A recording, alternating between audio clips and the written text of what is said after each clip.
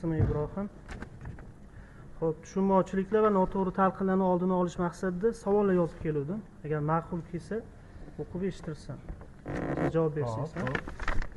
Xo'p, maktabgacha ta'lim muassasalariga yetkazib berilayotgan go'sht, sut va boshqa oziq-ovqat mahsulotlari sifat talablariga javob bermasa, hozirgi holatga o'xshagan, aniq qaysi shaxs javobgar hisoblanadi va muassasa xodimlari kimga, qanday tartibda va qaysi telefon orqali zudlik bilan xabar berish kerak?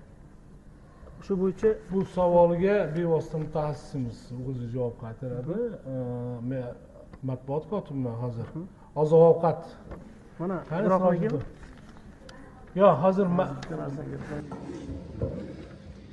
hozir bitta holat bo'ldiki, mana Umida Kabirovni o'zimiz savolimizni bildingiz. Bitta holat bo'ldiki, hozir shu faqat shu holatga to'xtab qolyapmizda. Oyoq olyapgan ekanmizki, hozir savol javob qilish uchun bu yoqqa o'tirib olyapti. Agar bu savol javobingiz bo'lsa, to'g'risi gap shuncha ommani hozir ovora qilmasdan qisqa savollarga javob bermayapti. Siz uni eshittiring gapimni, Ibrohimjon. Shuning uchun alohida bizni ham vaqtimiz olmaysiz. Yo'q, bu yoqqa o'tirib olishingiz emas. Alohida mana Saidolloh akadan o'sha savol javobingizni o'zingiz qilishingiz mumkin.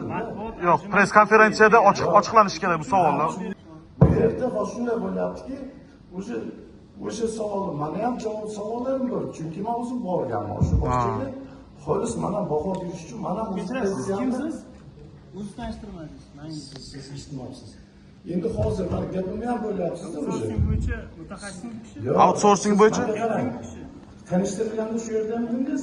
Yo'q, bu bo'yicha men savollar outsourcingga yo'q. Endi boshqarmani mas'uliga beryapman. Bu savolga javob yo'q-a, demak. Yo'q, javob bor. Yo'q, bo'ldi. Bu tomonga o'tib oling. Yo'q, tushundim. Savol beryapti. Javob berasizmi? Birini men bilan hozir bu yerda Saidolloh aka gaplashyapmiz. Men bu kishiga savolni berdim. Endi bu javobni kim beradi bunga? hozir siz Bu savolga javob berish. hech kishi ham bilasizmi, doktor? Yo'q. Harakat topgur, o'ting nimangiz? Yo'q, sizga savol beryapman. Turib. Yo'q, javob bera olmaysiz, javob berish olmas ekan. Yo'q, javob berishmas ekan. Buni qo'ying, savol bermab qo'ying. Savol bermab qo'ying. Savol bermab qo'ying.